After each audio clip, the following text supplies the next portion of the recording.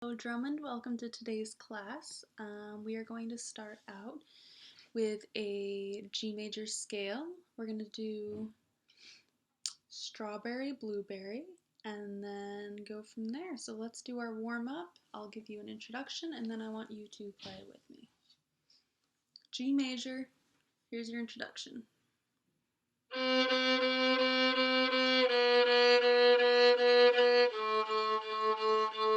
Here we go.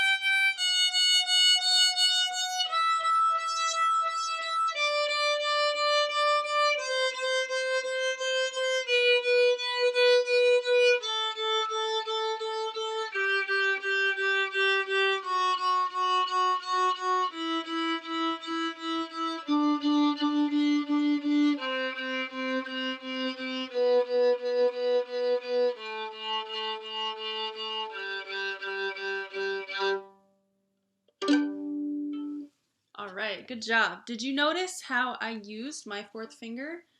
Not the first time, but after on the D string, I used it for the A. On the A string, I used it for the E here. And then we only went up to G. So we went here, and then E, my fingers, like that. So if you want to practice using your fourth finger, do it on a scale. I think it's a good way to practice. Otherwise, you can do the baby shark thing we were learning way earlier.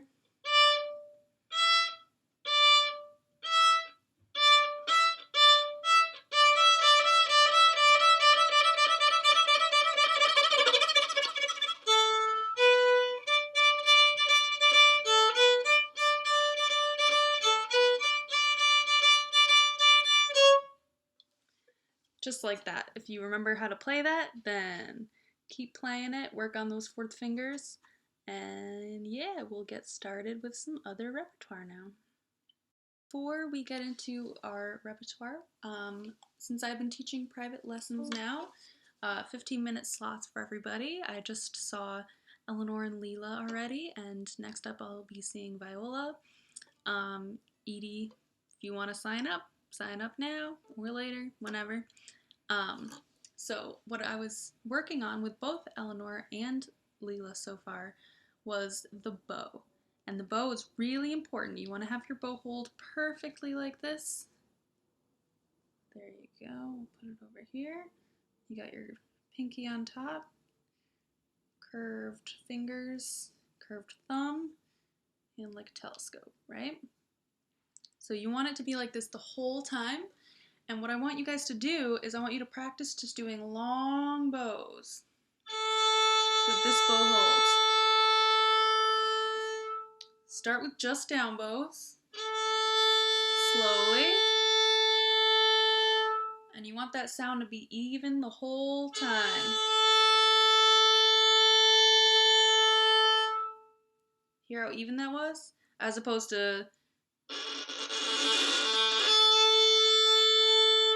right? You don't want that crunchy sound. And the reason that that crunchy sound happens is when you're at the frog and you move your bow too slowly, but you have too much pressure on the string, sounds like a frog, right? Because you're at the frog. That's why they call it the frog. Little froggy sounds. But we don't always want that in music, so we want to, if you're going to start the bow with the frog, you want to move your bow a little faster until you get to the middle where you can slow down a little bit.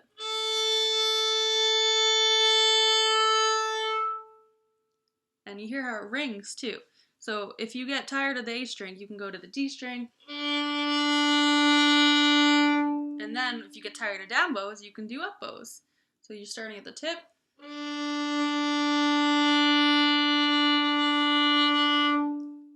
can make the bow even.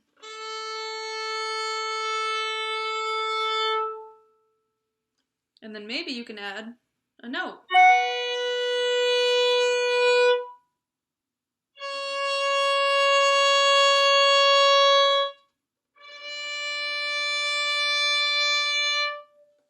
So eventually you can even try doing those long bows with a scale like D major or C major, what we've been working on, where we start on third finger on the G string. Long bows.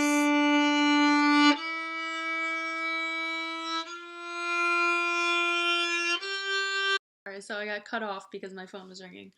But so long bows, and this will apply to a lot of different things that we're working on right now, including the canon D, the whole notes, where we want it to sound really beautiful and melodious and smooth.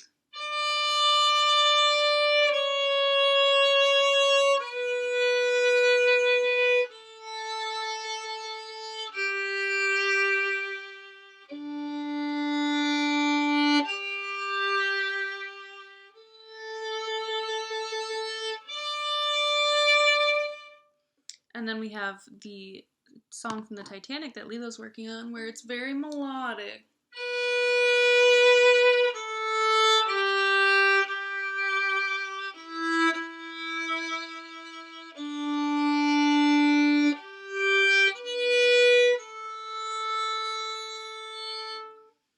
So you want to listen and make sure your sound is smooth, and if it's not smooth, then there are some things that you can look out for. You can look out for your bow speed. That's how fast your bow is moving. Your bow placement, which is where your bow is compared to the bridge and the fingerboard. You really want it to be kind of in the middle here. Your bow placement, not on the instrument, but like this way. So if you're starting here, here, here, here, it's all going to sound different where you start. But if you've been working on your long bows from frog to tip like this, you shouldn't have trouble with any of the spots. They should all be smooth. We're here. We're here.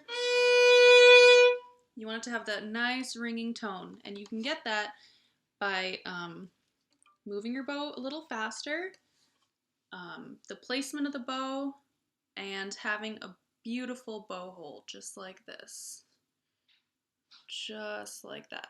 So keep checking your bow hold throughout the whole lesson. Okay. Alright, so when we're playing canon D here, we already pretty much got the whole note part set. And if you don't know the whole note part 1, that should be in previous videos that I've already uploaded, so you can always go back and look at those lessons and see if you can learn it from there. What we've been having some trouble with today is the hard part, the part 2 here, so.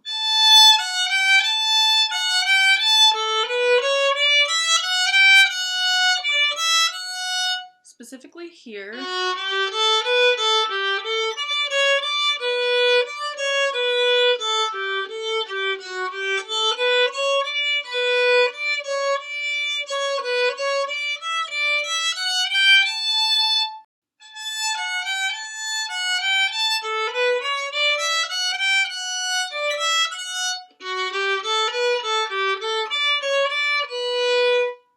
And that part is pretty natural for you guys. Once we get to the B, though, we need to work on getting those notes. So I'm going to play it slowly, and then I'm going to do it in chunks, and then we're going to go from there. So slowly first, listen.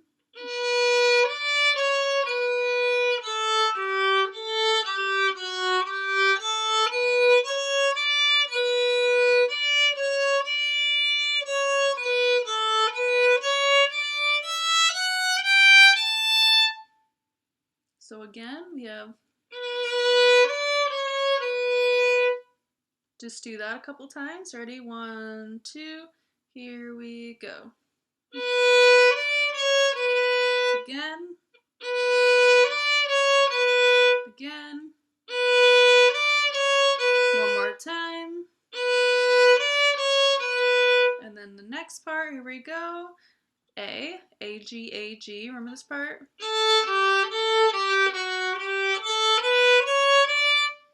2, 3.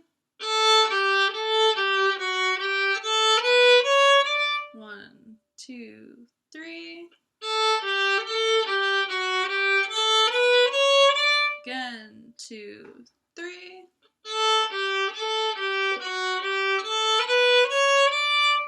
So we have A, G, and then a scale from F sharp to D. Right? Cool. So together,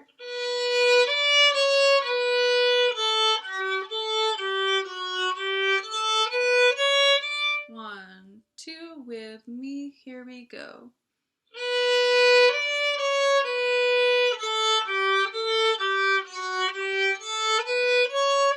Again, 2, here we go.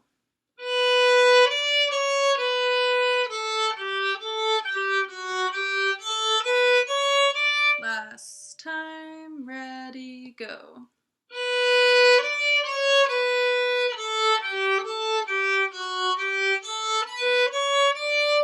Good. Next part, so the same beginning. Except you're going up to a D again. So B, D, C, D, again.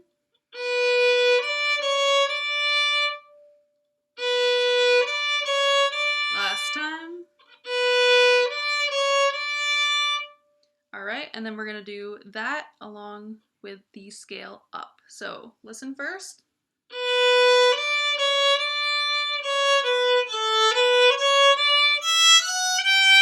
One, two, here we go.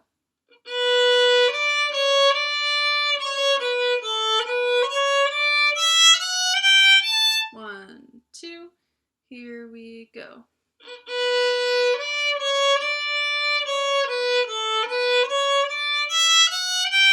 Last time, here we go.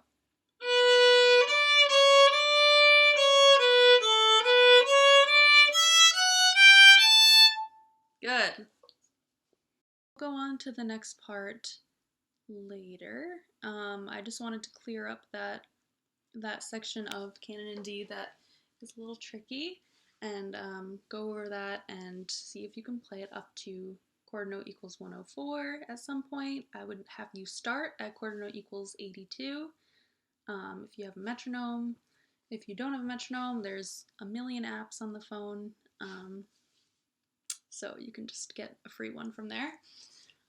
Let's move on to minuet number 3 now. I really want to get back into this and see how much we remember, and I want to be done with it so we can move on. So let's keep working on what we have for minuet 3 so far, and then we'll move on. Okay, so another thing we need to keep working on are those slurs for the minuet.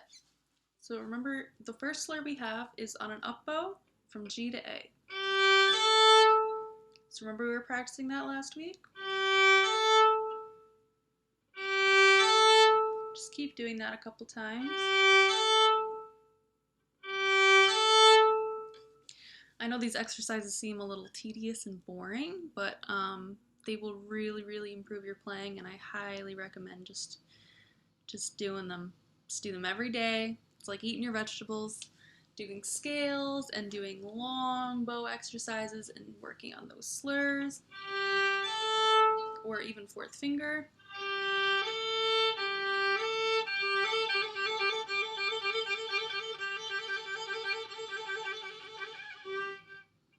Just keep working on those, and eventually they will be so easy. I know they're hard right now, but they're going to be really easy if you practice them every day. So the beginning of minuet 3 we have, remember I'm just going to play it first just so to get it in your ear.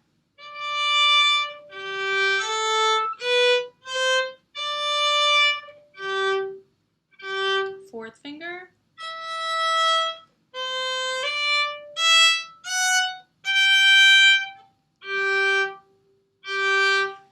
The let's see if we can just do that a couple of times. I know that's a little hard because the second part here where we have fourth finger, you gotta remember to go down a 2, low 2,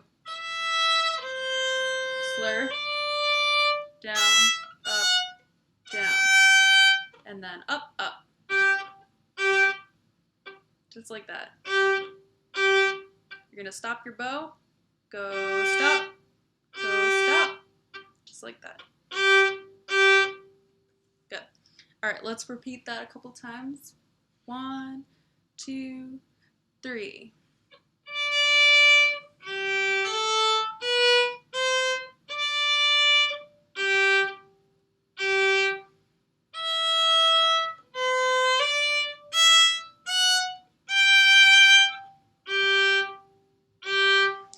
Again, here we go.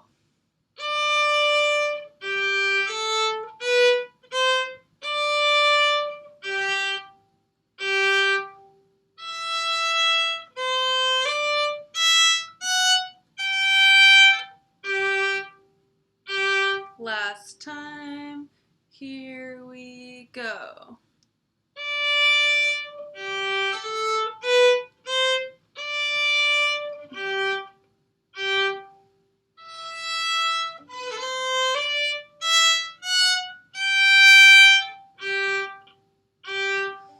Alright, good. And if you need to do that again, just pause the video, go back, rewind, and then just go through those 3 practice things over and over again until you have it perfectly. And by perfectly, I don't mean it sounds like perfect, because nobody's perfect. Nobody can play anything perfectly, not even me. If you noticed, I messed up a little bit at the end.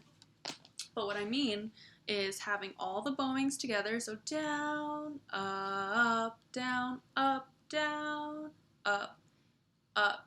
So having that bowing throughout the part that the section that we just played together. Having your bow hold really nice, just like this, like we've been doing.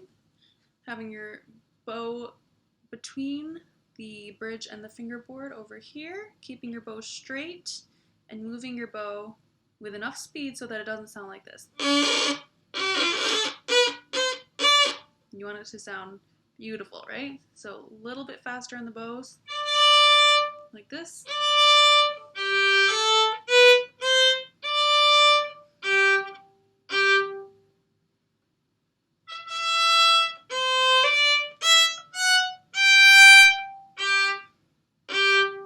Just like that. Make sure you're making really good contact with the string, with your bow. That's the most important part if you want to get a good sound out, and then you can work on being comfortable with the fingers as well. So the most important thing right now that we're working on in this lesson today is our sound. We want to think about how we sound to the outside audience. And that's actually kind of hard to do because when you have your violin right under your ear, it's going to sound a little bit uglier than it does outside to an audience. So if you hear something, if you're playing a note and it sounds kind of scrapey, it might not sound like that to the outside audience, but you do want it to sound as beautiful as possible under your ear so that you get that sound that you really want from your violin. And it's all about the bow. The sound is all about the bow and where it comes in contact with the instrument. Because if you don't think about your bow, then you can be doing anything with this hand, but you don't get any sound unless you use your bow, right? I can be doing a scale, but it doesn't matter unless I have a beautiful sound. If I don't have a beautiful sound, it's gonna sound like this. That doesn't sound good. So focus on your bow this week. Okay, and I also want to move on to learning the next part, or reviewing the next part, because we already should know it. After the... Ready? Here's the next part. So we have... Ready? C natural. Listen first.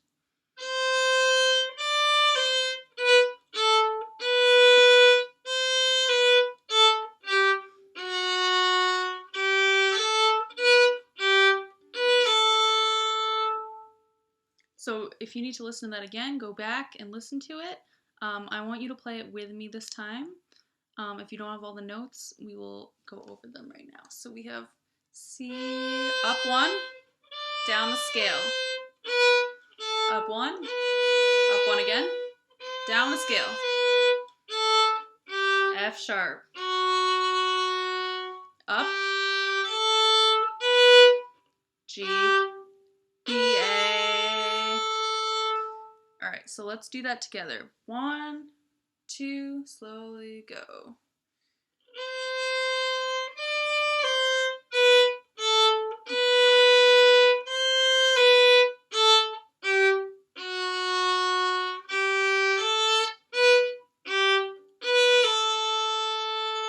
And again.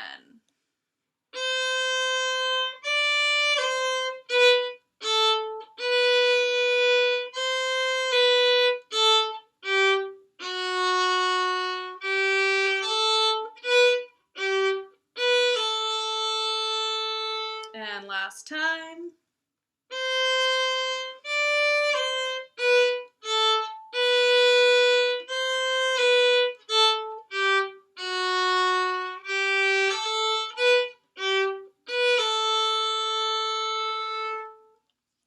All right, and keep practicing that until your bowings match mine, until your sound matches mine.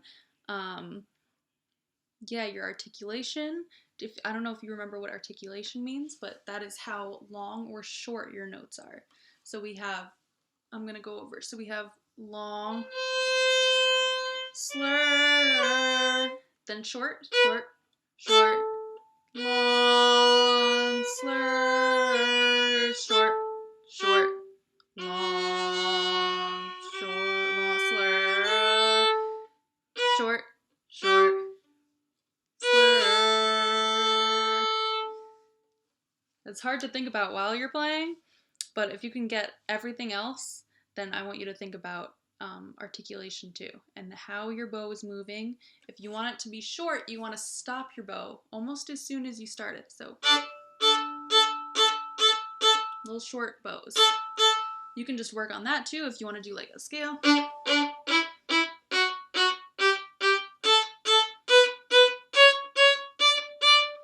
On short, that's called staccato. Staccato. S-T-A-C-C-A-T-O. Staccato. Means short. So if you're playing staccato or legato, legato means long. Legato, L-E-G-A-T-O. Legato is long, and staccato is short because it sounds like staccato, staccato. It's like sticky, it's short. And then legato is long, right? Cool. Right, folks, that's all we're gonna do for today. I really want you guys to work on those exercises to be practicing, to work on your sound, your tone production, your articulation, and then working on getting the notes along with thinking about your bow and how it's coming into contact with your instrument, and work on those bow holds as usual. I want them all to look like this by 2 weeks from now. I want them to consistently look like this. I know it's hard to get out of bad habits. A lot of people like to put this way out here and put this way out here and move everything around, but you just want it to be really easy. Oh, it's all here. It's all right here. You want your fingers to be super flexible, bent. You want to be super loose. Make sure you can work on this bow holds in the next couple weeks. Yeah, it'll make your whole life easier. That's all for today. Enjoy your week and happy practicing. Bye.